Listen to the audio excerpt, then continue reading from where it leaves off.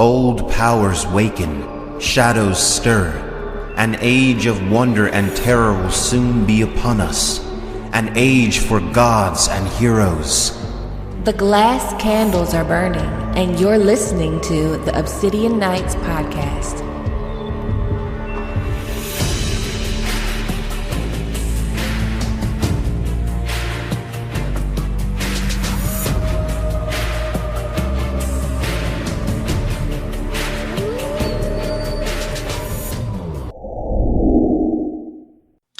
Hello, my sweet summer children. I'm back with another episode of Obsidian Nights podcast where we go through A Song of Ice and Fire chapter by chapter. And today I am doing Jon 6 of A Game of Thrones, and I am joined by Simone Black. Simone, would you like to tell the people who you are and where they can find you?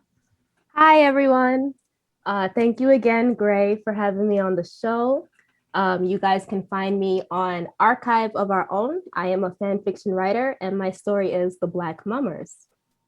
So what's The Black Mummers about? I will read you the quick summary, and you guys can decide if you think it's better than the show or if you want to enjoy it for yourself. Here goes. Winter and war have come for Westeros. Amidst all the suffering, there is Brienne of Tarth, political exile tasked with disguising herself as a man to assassinate Tywin Lannister. Also the Targaryens, Daenerys, Viserys, and the mysterious bastard Jon can take the Iron Throne. Ooh. So Brienne disguising herself as a man to kill Tywin Lannister? Yes. I like that. I think you would like it. It's fun. Like, I just posted chapter 9 today, and I just took all the characters, all the culture and world building that George R.R. Martin put into his stories, and I remixed the shit out of it, and it's just a lot of fun. So send me the link and I will put it in the description box and we can check it out. We can all check it out. All right, sounds good. Awesome.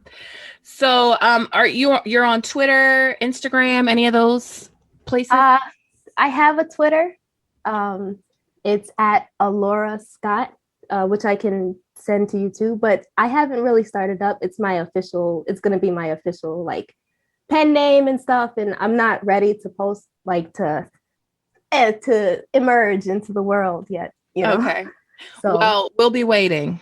Okay. I mean, if you guys just want to check out the fan fiction on Archive of Our Own, that's fine for me. I always update people on there. Awesome. So I'll be checking that out. Hopefully you guys will check that out. The link will be in the description box.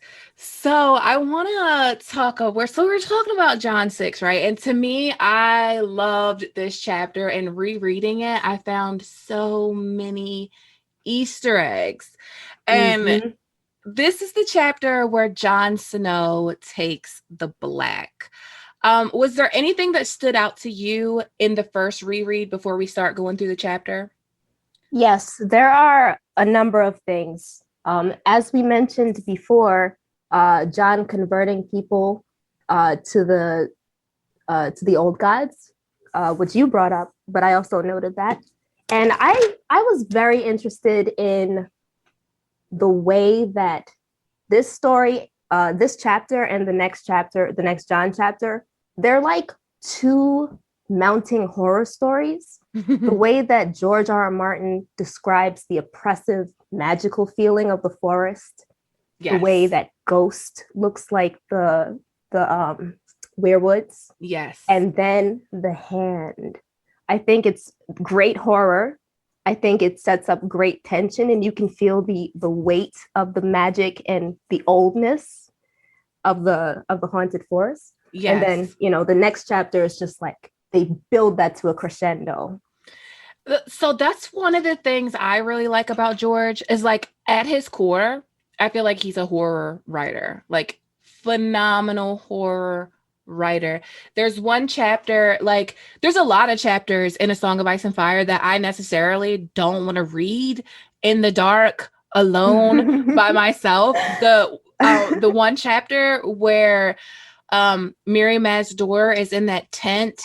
Oh my God. And then you see the shadows Yes. Oh my God, the demons. It's just creepy. Like he does creepy so well. And one of the books of George's that I can recommend is actually horror is A Fever Dream.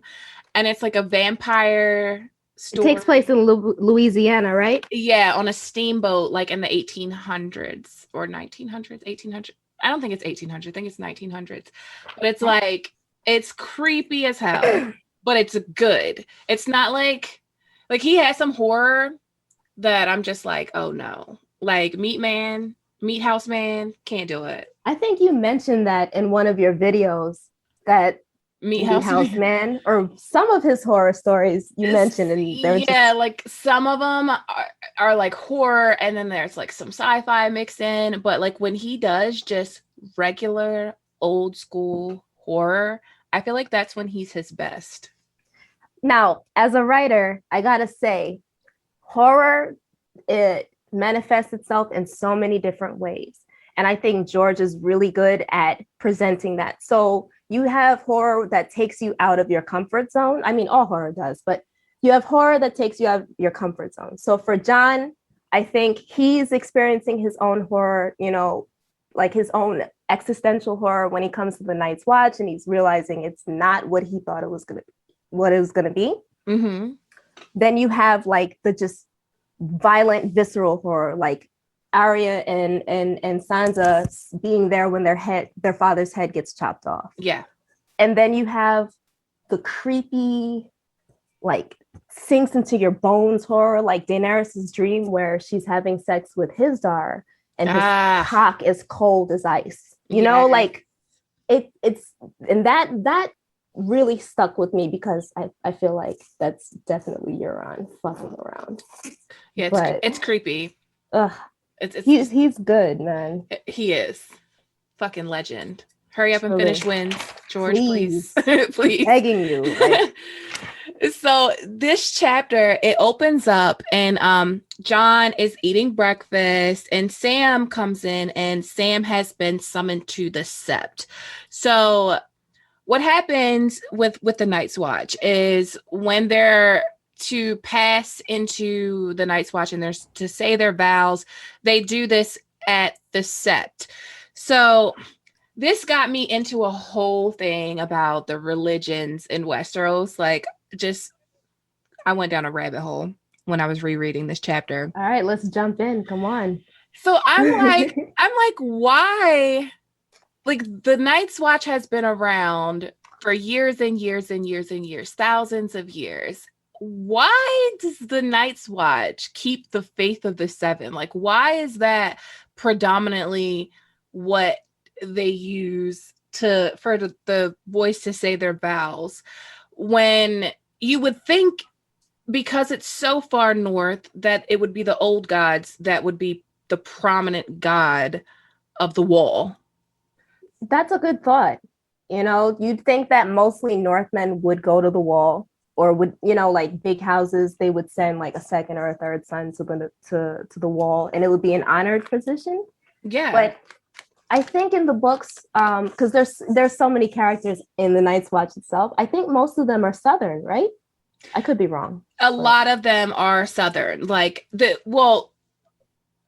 lot of them are they're just like rapers and thieves from all over. Like they just get whatever they can, and the Night's Watch isn't what it used to be. Like it's not what it once was at all. Like at one time, the wall has like 19 castles on it, and at one time all these castles were full of men.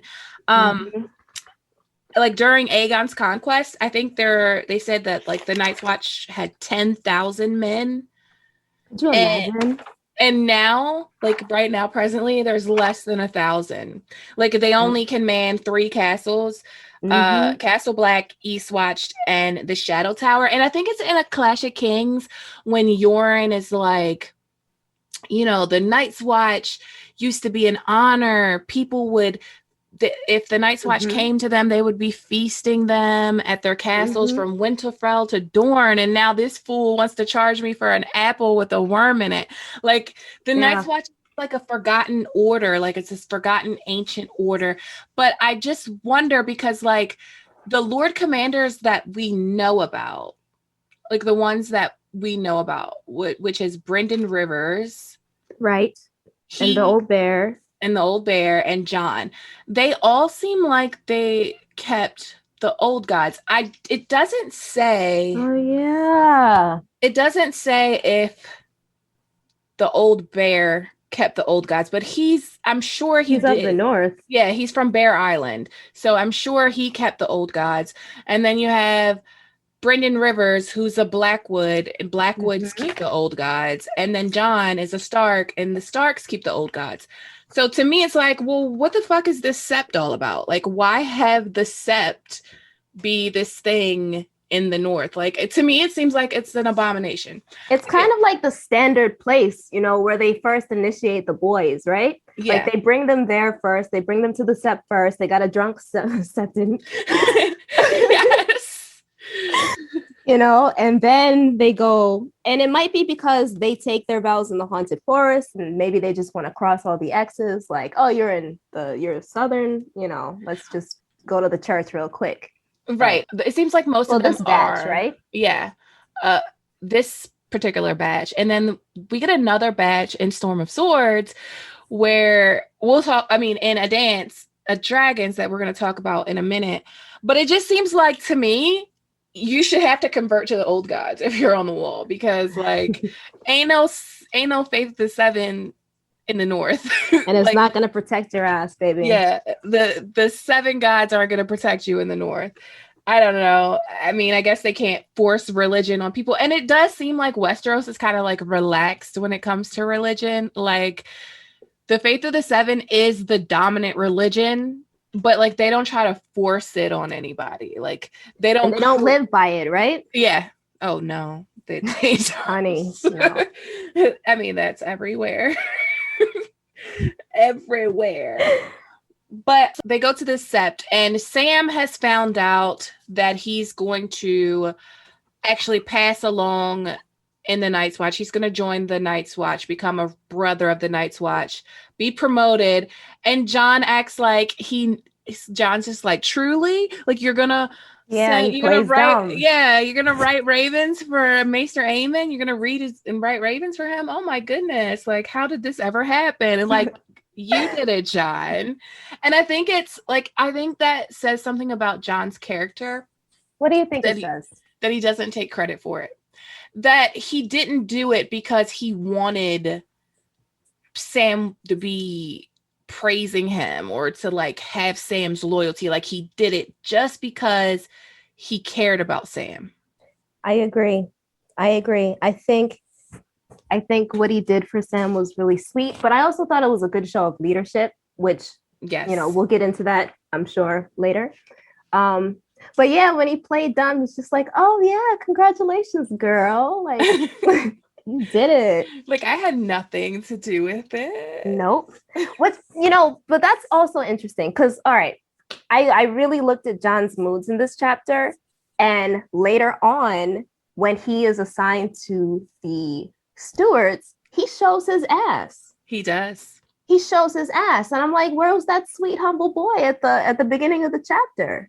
Yeah, you know, he does a 180. He does 180, but he realizes it. He does. He says, I was playing the boy. You're right. I was playing the boy. But one of the most interesting things in this entire chapter to me is Samwell Tarly wanting to say his vows in front of the heart tree. Yeah. So he's so sweet, man. It says, at evenfall, as the sun sets and we face the gathering night, you shall take your vows. From that moment, you will be a sworn brother of the Night's Watch. Your crimes will be washed away, your debts forgiven. So too you must wash away your former loyalties. Put aside your grudges, forget old wrongs and old loves alike. Here you begin anew. A man of the Night's Watch lives his life for the realm, not for a king, nor lord, nor the honor of this house or that house, neither for gold nor glory, nor woman's love, but for the realm and all the people in it. A man of the night's watch takes no wife and fathers no sons. Our wife is duty, our mistress is honor, and you are the only sons we shall ever know. So the old bear is like teaching them or telling them, what their vows mean. Like, after you say these, you have forsworn these things.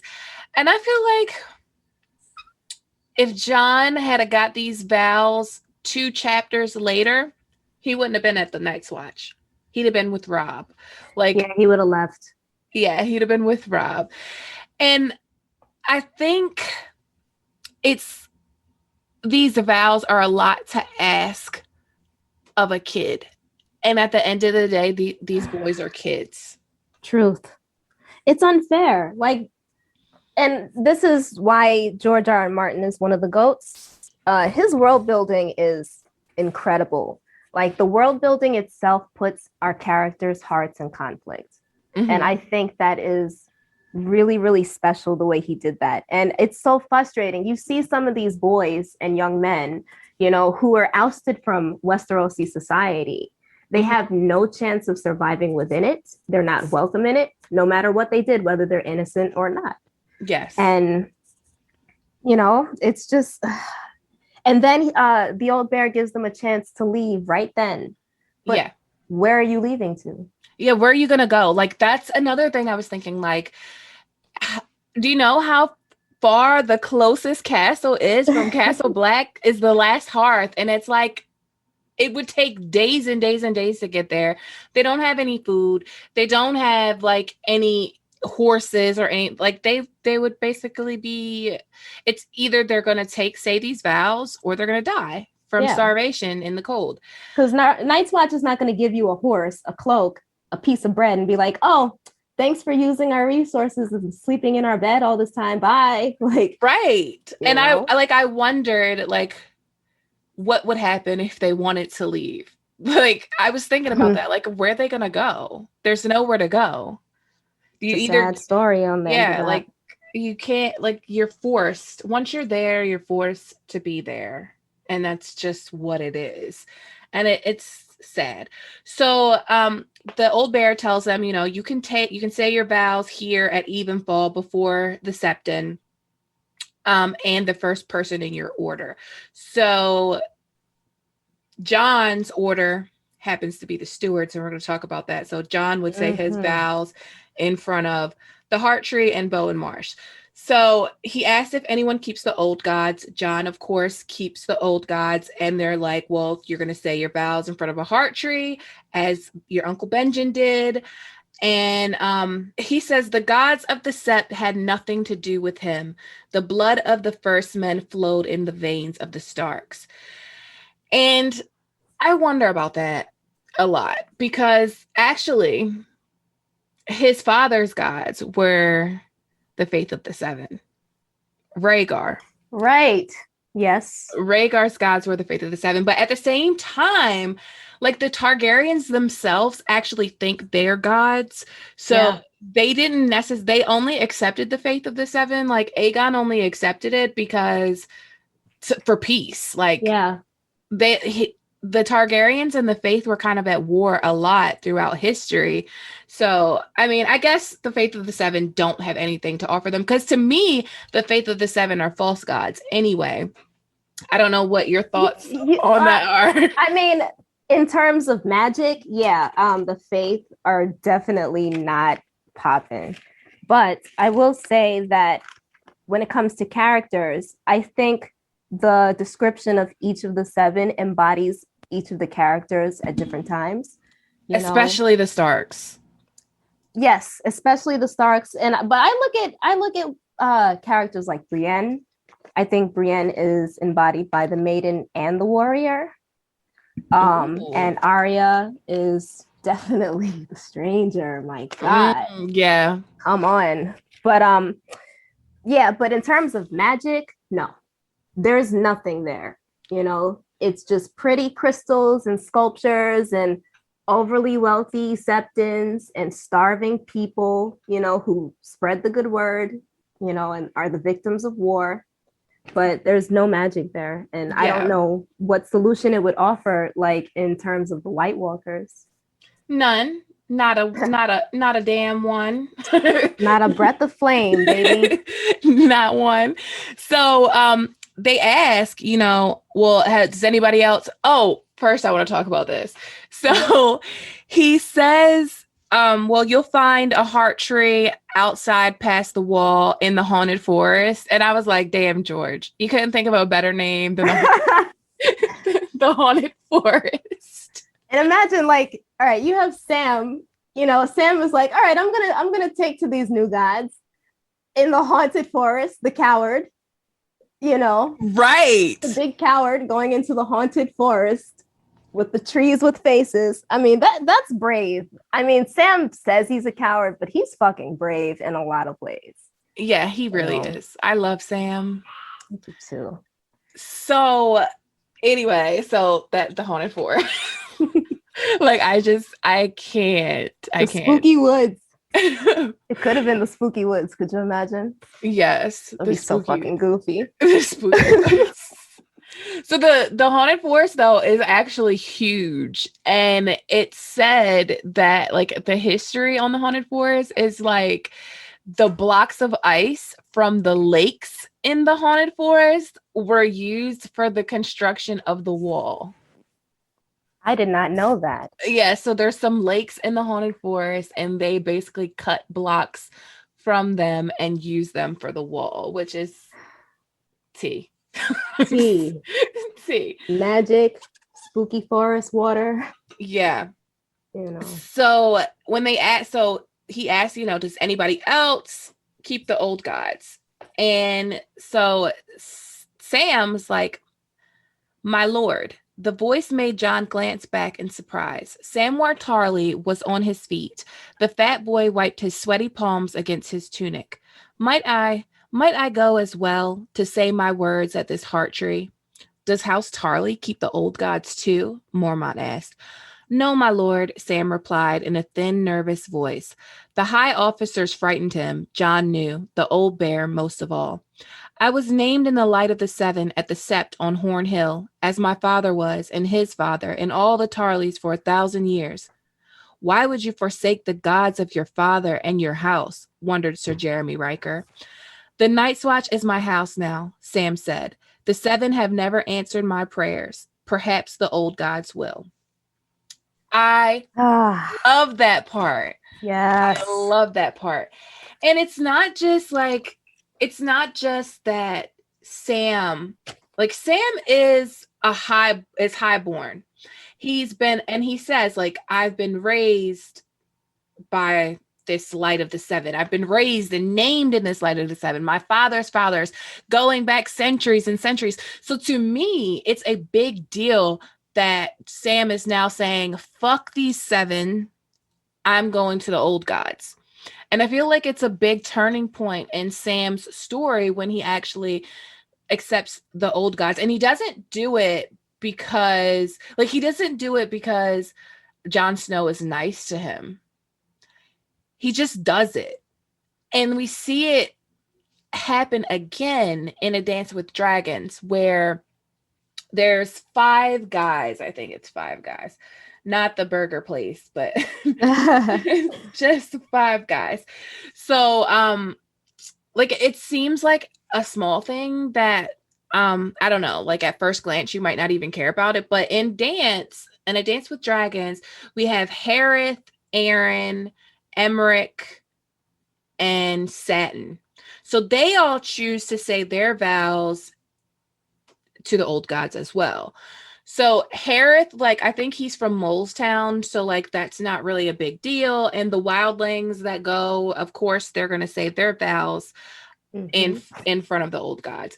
But you have Harith, or you have Aaron and Emmerich, who are from Fair Isle, which, of course, on Fair Isle, it's going to be the Faith of the Seven all day. And then Satin, who comes from Old Town. And of course, Old Town is where the starry sept is. It's huge. That's where the most the most people that worship the seven are, because like that's where they're headquartered at. Like if it's like the Vatican, right? Yeah, it's like the Vatican, Rome. Exactly. So for these people to be converting to the old gods, I feel like that says something. And I don't want to say that like that says something about Jon. I feel like that says something about the old gods. Like to me, the old gods are waking. Yes. Power, and they're calling waking, people. and they're calling people, and people are answering the call. And I wrote this starts down with Sam. Oh, sorry. Go ahead. No, I agree with you too. And when I was going over the chapter a few days ago, I read that and I was like, is this foreshadowing? Is this some sort of foreshadowing or some sort of theme that's gonna keep recurring, up until the huge battle? Yeah, right. Like they've never answered my prayers. So what prayers are going to get answered for our boy Sam? Well, he does kill a White Walker. He does. Boy is brave, man. I don't care what no one says. Sam the Slayer. The Slayer. So let's talk about this. The sorting. The sorting, and not the Harry Potter hat sorting, but like this is the sorting. So well, every good fantasy book has to have a sorting. Has to. Hunger Games. Or like Hunger Games. Or what is it? Divergent? I don't know. No one cares about that. Divergent, Harry Potter. Like you got to get grouped. You got to get sorted. So the sorting. I mean, Hunger Games has sorting by districts. That's true. They're sorted. They're sorted. That's true. So once you pass your training and you become a man of the Night's Watch, you are sorted and grouped. So there's 3 groups of people on the wall: the builders, the stewards, and the rangers. So the builders basically keep up the construction on the wall, fix shit on the castle. Like they're like maintenance men, I guess. Are they the ones who cut down the trees too, who clear back the forest when it starts to really creep up on the wall? Are they the ones who cut? Okay. Yes. And then you have the stewards. So the stewards are like, they keep the fires burning. They help with meals. Like they do take care of the horses. Do the butchering. Yeah, they do everything. They make the clothes. Yeah. They're like the women. They're like the women. I think that's why Jon was offended. Yeah. They consider it women's work. Women's work. Yeah. Well, whatever. We're fucking strong. It's 2020. It's 2021. 2021. Rest in peace to that raggedy bitch. Right. And then you have the rangers. And the rangers are like the soldiers. They're the warriors of the Night's Watch. Mm-hmm. Even though they die like flies. Yes, they're the people that go beyond the wall on rangings, and like Benjen is a ranger. So Benjen, the first 3 Night's Watchmen that we come in contact with, Garrett, Will, and Sir Waymar Royce, they're all rangers. Oh yeah. So Jon wants to be a ranger. But Jon's bubble is busted because Jon Snow is a steward. He goes to the stewards and he's pissed about it. Like, he's pissed about it. And I'm not going to say rightfully so, but I could see him as, what is he, 14? Mm-hmm. I could see a 14-year-old that has trained the people that have been made rangers, right? And then you like, I trained these motherfuckers. Like, how can I train them and they're rangers and I'm not? But he said, I'm a better swordsman than all of you. Right. But he's not looking at the bigger picture. And Bowen Marsh and Aemon like try to talk some sense into him, but like it's not working. Like he doesn't really care what they say. He's just like mad and in the moment. But Sam is like, you're stupid. Like, don't you see? Like, they're grooming you. Like, the Lord Commander has chosen you to be his personal steward. And he like explains about how his father always took him along with him, and he had to watch everything his father did because his father was grooming him before his brother was born. Yeah. before Dickon. Dickon. Really, George? I always think, every time I hear Dickon, I always just see Bronn laughing on the field of fire. Me too. Yeah.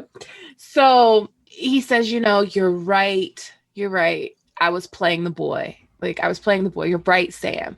And I want to talk a minute about why Lord Commander Mormont would want Jon to be his personal steward. Like, what is it that he's seen in Jon? And I feel like he's seen a lot of leadership qualities in Jon, and I feel like it's even things that we don't necessarily talk about or Jon isn't necessarily aware of. Like, I'm pretty sure that Maester Aemon had to go to the old bear and tell him, Jon Snow came to me about Samwell Tarly. Like, I don't feel like that was a decision Maester Aemon made on his own. I don't think Maester Aemon can make that decision on his own. Like, I feel like he had to go and tell that to the old bear. Oh, yeah. And I mean, imagine the shock that Aemon got. It's late at night. You're old and blind. Everybody's getting ready to go to bed. And then this kid comes in the middle of the night, out of the cold, to tell you about someone else. I think that's a great show of leadership. And yeah, it is. And it's like, it's so smart because, like, look who was helping Maester Aemon before Sam. Chet and the other dude, right? The other ugly dude. If you were Maester Aemon, would you rather have Chet or Samwell Tarly as your personal steward? Which one had the bad eyes? Couldn't even read. I think that was Chet. That wasn't the other one. I know he had two stewards that but none of them could read, and Maester Aemon has to send letters and shit. Right. So like, that is a good, like, that showed that he had a good mind, good leadership skills, and like, he actually cared about his brother of the Night's Watch. No matter how invaluable Alistair Thorne would think Samwell is, Jon finds the value in him and uses it. It's just such, that last chapter, I read it just to prepare for this one. It's just such a good show, like a good show of kingliness, perhaps. Definitely a good show of leadership and a good understanding of your people. Mm-hmm. But I wanted to go back to Jon being angry about being sorted into the stewards, because there was something that he thought I found very interesting. And it was his temper. A lot of people talk about, and I know the obligatory comparison between Daenerys and Jon and blah, but a lot of people talk about, oh, Dany, she's so angry and hot-headed and she doesn't think. But I want to read this quote because to me, it also showed that Jon has a temper, and it could say something, going forward, like in the Winds of Winter, his decisions, So here's the quote. Outside, Jon looked up at the wall shining in the sun, the melting ice creeping down its side in 100 thin fingers. Jon's rage was such that he would have smashed it all in an instant and the world be damned. For some reason, I never noticed inside. I never noticed that in my previous readings, but we have a good feeling that the wall's gonna fall, right? Yeah.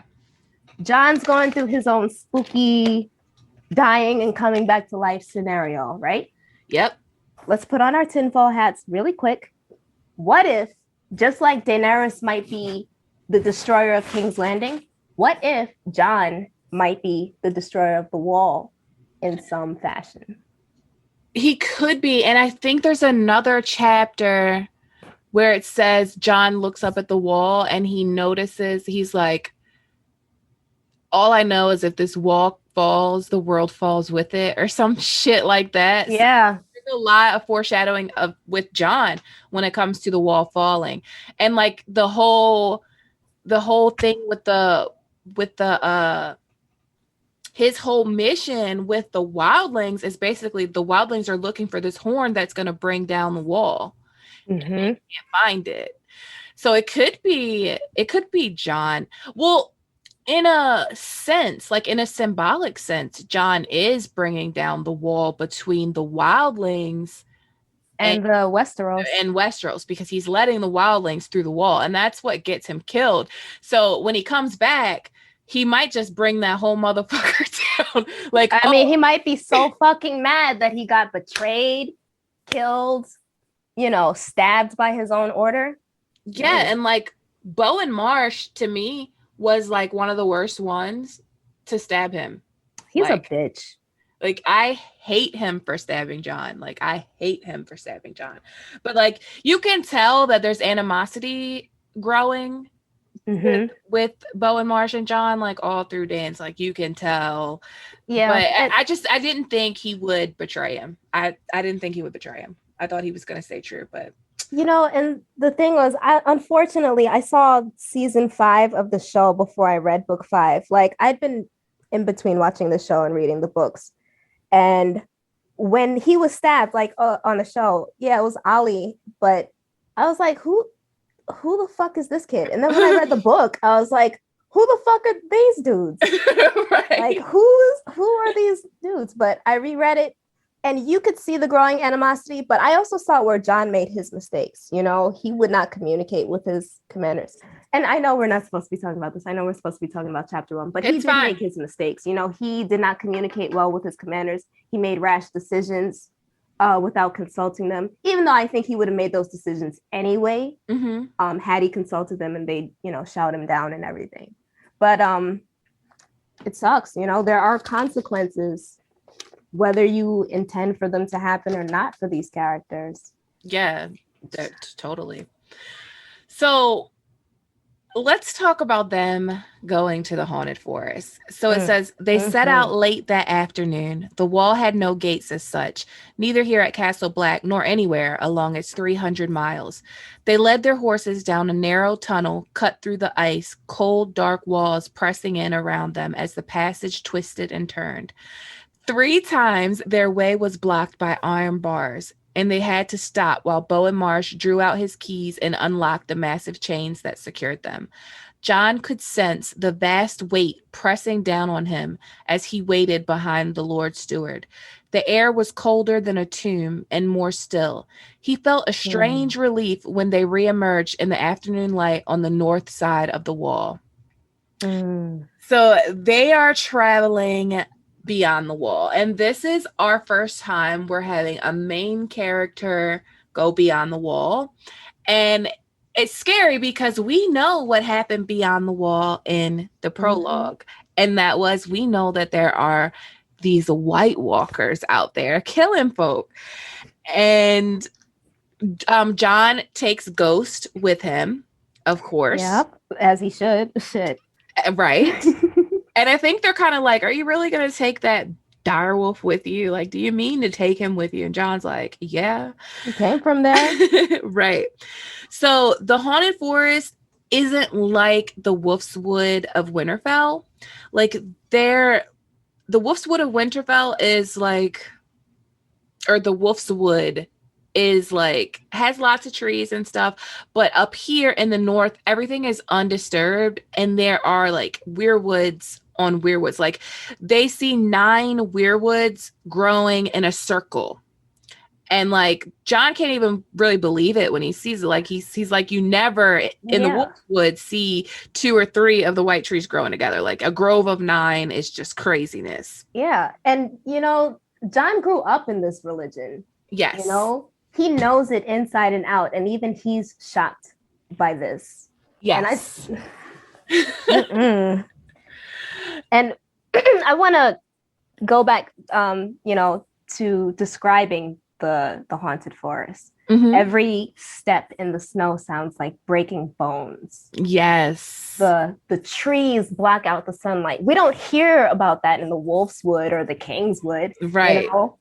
you know, these dark shadows and ominous sounds in this like unsettling quiet. Yeah, it's creepy. It's creepy as fuck. There's great horror writing too. He says the chilly fingers tracing a path up Jon's spine. Like, it just gives me the goosebumps, like, thinking about it. I think about ghostly fingers, like white, translucent ghostly fingers, like yes, caressing his spine, and it's just no, thank you. And it's like, so they say that the forest floor was carpeted with fallen leaves, blood red on top, black rot beneath. The wide, smooth trunks were bone pale, and 9 faces stared inward. The dried step that crusted in the eyes was red and hard as ruby. So they leave the horses because it's like a sacred place. They don't want to like have the horses shitting all over the place. Right. So Sam looks at Jon and he's like, they're watching us, the old gods. Yeah. And it's like Sam can feel, like, I feel like if we had this in Sam's POV, like Sam would be feeling them looking at him, kind of like how Theon does when Theon is in the Godswood at Winterfell. Yeah. And go ahead. No, I was just gonna kind of jump off that. Like, he's saying they're watching us, and then it made me think back to the prologue when they were being watched as well. Yes, and something had been watching them all day. And the children of the forest, yes, who can see through these trees. Exactly. And I know Sam doesn't know the depth of it. Even Jon doesn't really know the depth of it. But it's funny that Sam is the one, the outsider, is the one who feels the eyes, you know, and mentions it. I mean, I know they all feel the eyes. I mean, it's probably the first time that Samwell Tarly's ever been in a Godswood, and especially a Godswood like this one.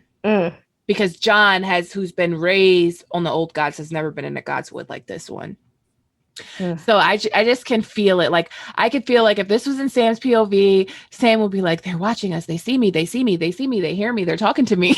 Like, I could just see him being like, kind of like frantic in his own mind. So they kneel down and they say the words, "Hear my words and bear my witness to my vow."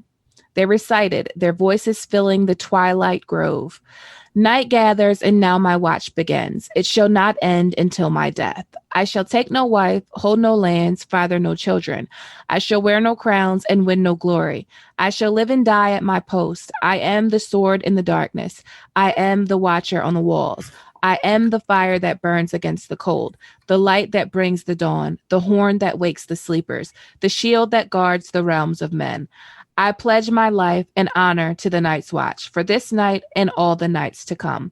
And Bowen Marsh says, "You knelt as boys, rise as men of the Night's Watch." So, I mean, the Night's Watch vows to me are ridiculous. Just ridiculous. And I wonder, like, how much of this is original. Like, when the Night's Watch was first founded, are these the vows that they said? Or was shit added to? Was shit added to it? Like, why would you have to hold no lands? Like, was that a thing when the first Night's Watch was founded? Was it a thing that you couldn't hold land or have a crown or win any glory? Like, was that a thing?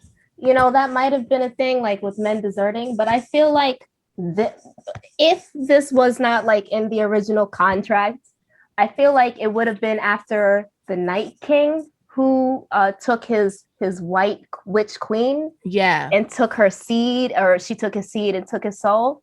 That might have been when, after they struck him from the history, when she took his seed and took his soul. That might have been when they were like, "All right, no fucking women up here, like none." Yeah, I think you may be right about that. Like, I do think that maybe this could be the original words, but I don't know. Like, I don't see why.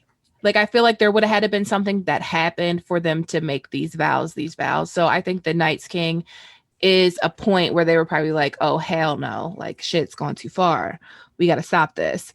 So, right. Do you listen to Lucifer Means Lightbringer?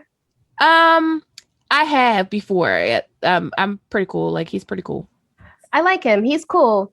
Have you heard his theory? I think, well, I'm probably gonna fudge it up, but like his theory of when it comes to the creation of the White Walkers and creation of and the comparison between the Kingsguard.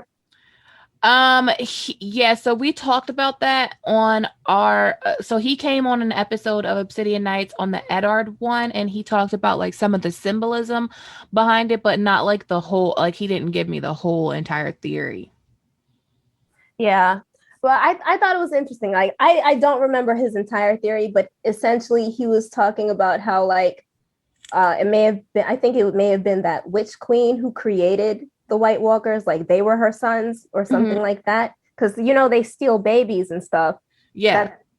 Now this was in the show. I don't know if the White Walkers like go from babies and grow up into you know White Walkers. They might just you know drink their blood for their youth. I have no idea for their young life. You know, there is a thing.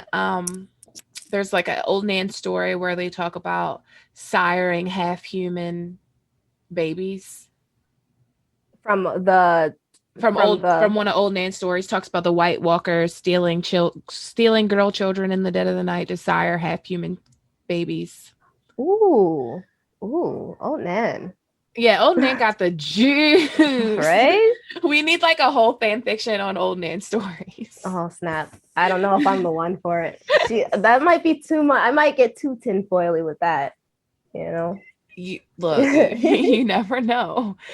So, there's this quote in here. It says, "Dark's falling, and there's something in the smell of the night that I mislike." Who said that? Tywin? Was it Tywin? It was Tywin or Bowen Marsh. Yeah, it was Tywin. So he says that there's something in the air that he doesn't like. And we had that in the prologue about something being in the air. Mm-hmm. Something about this night scared them when no other nights had scared them, but this night had scared them. Mm-hmm. And then we get Ghost coming back with a treat for Jon. Mm-hmm. White fur and red eyes. So let's talk about Ghost looking like a tree. So Jon realizes, you know, like, and it's kind of like white fur, red eyes, like the trees.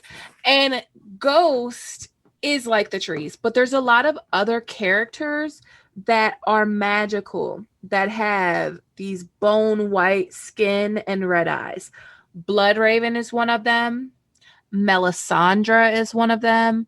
And the Ghost of Highheart is one of them. They're all described as like pale with red eyes. And then here comes Ghost. Oh, I forgot about the Ghost of Highheart. And these are all magical beings, prophetical beings. Like they're all tied to the old gods. Melisandre, people always think that Melisandre, well, I'm not going to say people always think, because the book says Melisandre is like a priestess of R'hllor. But I have this theory that Melisandre was actually a wildling that was captured from Hardhome and sold into slavery at the Temple of R'hllor.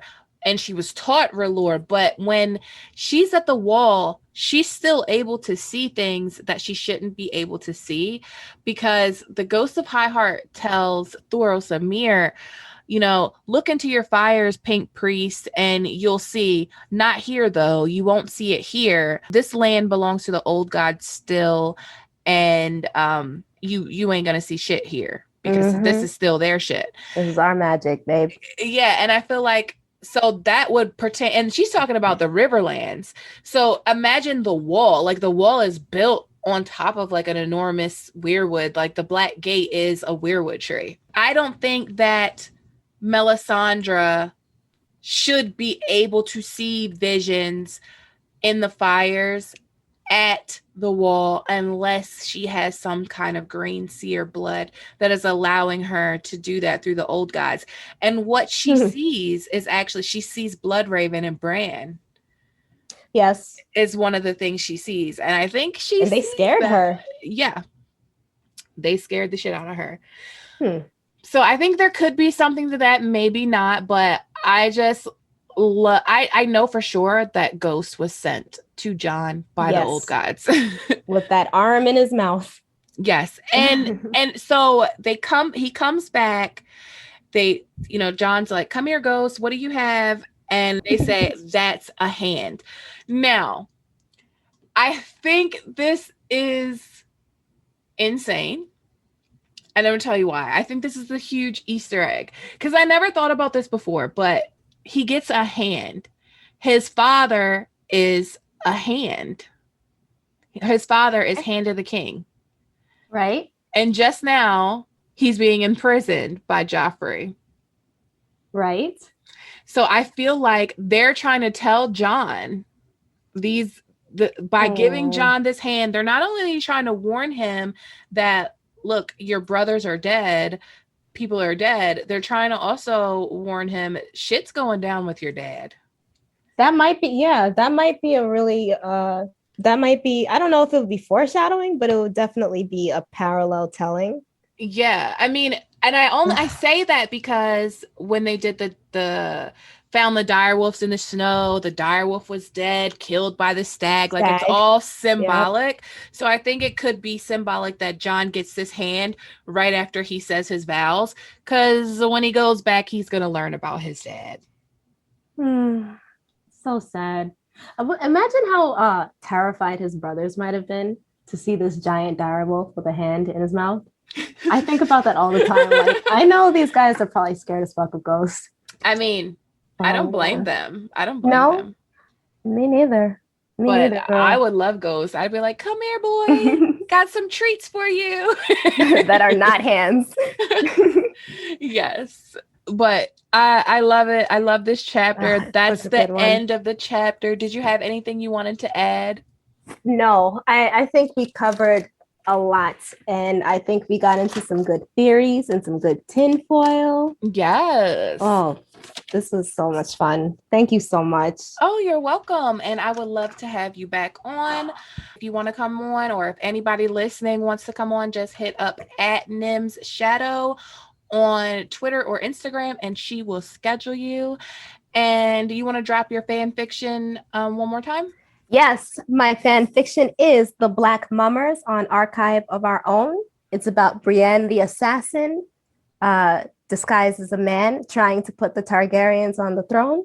So check it out. It's a good time. All right. Well, I will see you guys in the next one. Bye. Bye.